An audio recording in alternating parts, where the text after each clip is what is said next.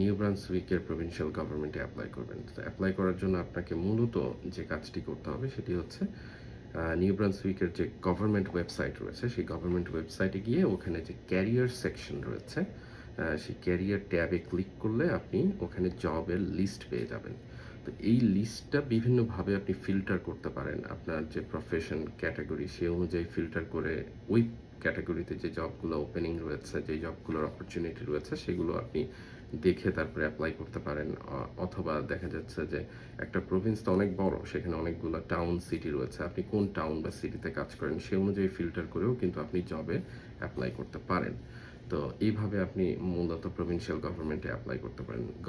ধরেন ফেডারেলে আপনি অ্যাপ্লাই করুন। ফেডারেলে অ্যাপ্লাই করার জন্য আপনাকে যে কাজটি করতে হবে যে ফেডারেল গভর্নমেন্টের যে ক্যারিয়ার সেম ফেডারেল গভর্নমেন্টের একটি ওয়েবসাইট রয়েছে, সেখানেও ক্যারিয়ার ট্যাব থেকে কিন্তু আপনি চুজ করে আপনার পছন্দ মতো আপনার যে এডুকেশন এবং এক্সপিরিয়েন্স সেই রিলেটেড জবগুলোতে অ্যাপ্লাই করতে পারেন।